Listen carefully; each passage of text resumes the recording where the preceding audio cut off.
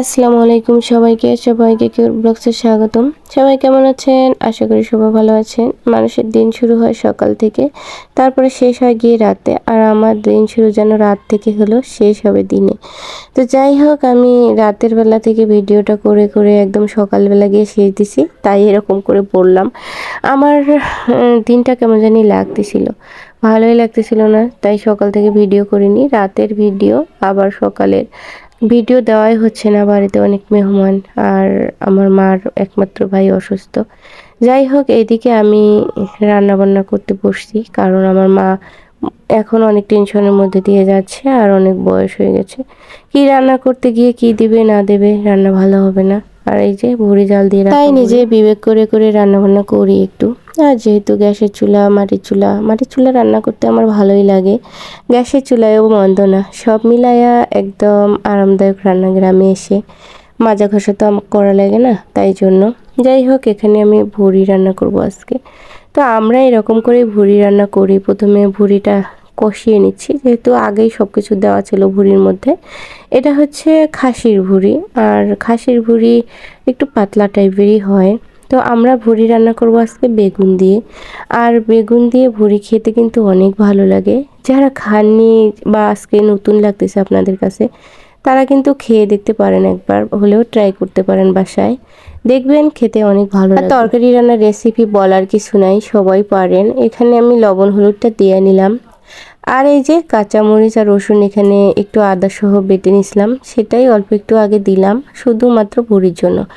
পরে যখন বেগুনটা আমি অ্যাড করব, তখন আমি এখানে আবার কিছু মশলা দেব বেগুনের জন্য। আগে ভুঁড়িটা আমি মোটামুটি কষিয়ে নেই, তারপরে আমি ওটা দেবো। আর ভুঁড়িটা যেহেতু সেদ্ধ হওয়াই আছে, এখানে আর কষানোর কিছু নেই। আর যখন আমি বেগুনটা দিয়ে মশলা দিছি, ঠিক সেই সময় না ক্যামেরা অন করছিলাম, কিন্তু ভিডিও অন করিনি। মানে ক্যামেরাটা ধরেছিলাম, ভিডিওটা অন না করেই ধরেছিলাম। কত বড় বোকা, আমার মতো এরকম কার কার হয় একটু কমেন্ট করবেন তো।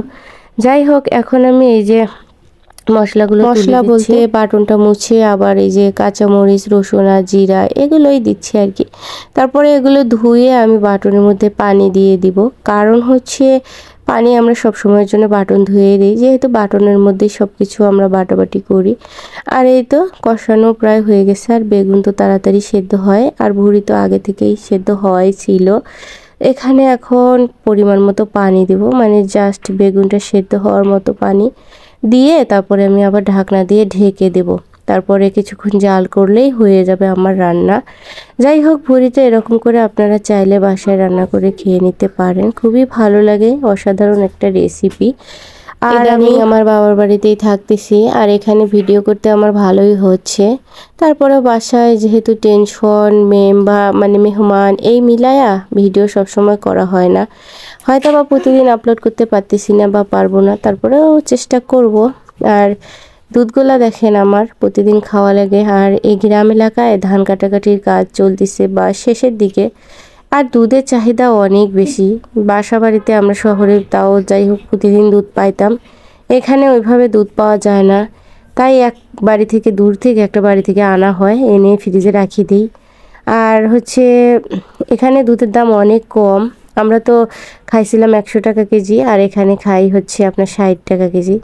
যাই হোক, দুধের একটু নাস্তা করবে আমার মা, সেটাই আপনাদের সাথে শেয়ার করব। এই যে দুধের মধ্যে কাঁচামরিচ গোল গোল করে কেটে দিছে, তারপরে চিনিটাও মেপে দিছে মগে করে। এখন এটা চুলার উপরে তুলে দিয়ে জাল দেওয়া হচ্ছে, পানিটা বলক আসা পর্যন্ত, মানে দুধটা যতক্ষণ একটু ফুটে ওঠে। এখানে একটু জিরা গুঁড়া দিয়ে দিচ্ছে, আর একটু চাইলে আপনারা গরম মশলার গুঁড়া দিতে পারেন। তারপরে একটু সামান্য লবণ, চিনি তো দেওয়াই হয়েছে। এই তো এরকম করে জালটা দিয়ে গরম করে নেবে। আর আজকে চুলাটা কেন জানি ধরতেই যাচ্ছে না, অনেক বেশি ধোয়া হচ্ছে, মানে খড়ির মধ্যে আগুনটা লাগতেই যাচ্ছে না। তাই জন্য বলতেছি চলো গ্যাসে গিয়ে ধরাই। তো আমার মা বলতেছে দেখি আর একটু মাটির চুলায় পিঠা বানাতে খুবই ভালো হয়, সেজন্যই কত চেষ্টা করে আবার রান্নাঘরেও চলে আসা হলো। মনে করতেছে যে রান্নাঘরে এখন পিঠার ডোটা আমার মা গুলিয়ে নিচ্ছে। এরকম করে গ্রাম বাংলার মানুষজনেরা পিঠা বানায়। এটা কিন্তু সকালের ভিডিও, রাতের ভিডিও শেষ করে ফেলছি আমি ভুঁড়ি রান্না দিয়ে। তারপরে এখন ডিম দেবে এখানে, আর বাটির মধ্যে ডিমটা গুলিয়ে নিচ্ছে, যেহেতু ডিম আবার ওইরকম করে দিলে ফেটে যেতে পারে ছাড়া। এই ডিমটাও আটার মধ্যেই যোগ করা হবে। আর ডিম পিঠা, ঝাল পিঠা বলতে পারেন এটাকে। এখানে অল্প একটু ময়দাও দিয়ে দিল পিঠাটা নরম হওয়ার জন্য, যেহেতু বাসায় ছোট বাচ্চা আছে। আর পিঠা আসলে ময়দা দিলে হয় কি অনেক বেশি সফট নরম হয়, আর ভিতরে মাঞ্জাটা ভালো হয়, নরম হয়। যাদের পিঠার মধ্যে মাঞ্জা হয় না বা নরম হয় না, তারা ওইরকম করে একটু ময়দা দিবেন। আর এই তো ডিমটাও দিয়ে দেওয়া হলো। এখন এটাকে আবার খুব ভালো করে গুলিয়ে নেবে আমার মা। তারপরে ভাবতেছে যে গ্যাসের চুলা থেকে ওইদিকে গিয়ে দেখে খড়িটা আবার ধরে গেছে, তাই জন্য মাটির চুলায় ভাজতে চলে গেছে। আর সকালবেলা এই যে ঝাল ঝাল গরম গরম পিঠা না খেতে খুবই ভালো লাগে। এরকম করে কারা কারা পিঠা বানিয়ে খান অবশ্যই কমেন্ট করে জানাবেন। এখানে গ্রামের মানুষজন প্রস্তুতি করেই সব কিছু করে। যাই হোক, নতুন চালের ধানের আটার পিঠা খেতে অসাধারণ লাগে। চুলার পাড়ে এই যে বসে বসে খাবো, গরম গরম পিঠা ভাজবে মায়ের হাতের পিঠা। এরা কে কে খেতে মিস করতেছেন অবশ্যই আজকে ভিডিওটা দেখার পর কমেন্টস করবেন। আমি তো এক্সাইটেড, অনেকদিন পর আমি এরকম করে বসে চুলার পাড়ে বসে পিঠা খাবো। আমাদের গ্রামের মানুষ এরকম করেই ছোটবেলা থেকে আমরা পিঠা খেয়ে বড় হওয়া। যাই হোক, আমার ভিডিওগুলো আপনাদের কেমন লাগে সেটা কমেন্ট করে জানাবেন।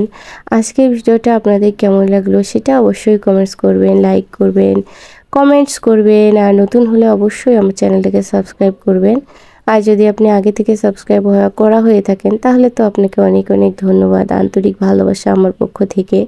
তো এই যে পিঠাগুলো কিন্তু খুব বেশি ফুলতেছে না, কারণ চুলার জালটা জ্বলতেছে কম, দেখতেই পাচ্ছেন। যাই হোক, তাতেও পিঠাটা খেতে কিন্তু খুবই ভালো হয়েছিল, ভালোই লাগতেছিল।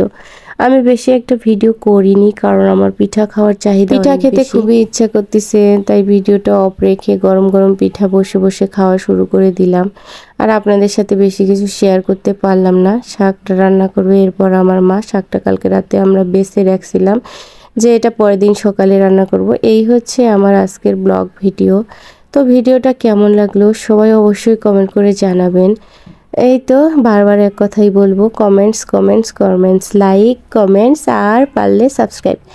তো আজকের মতো এ পর্যন্তই। সবাই ভালো থাকবেন, সুস্থ থাকবেন, সবার পরিবারের সবাই ভালো থাক, সুস্থ থাক, এই কামনা করে আজকের ভিডিও এ পর্যন্তই। আল্লাহ হাফেজ।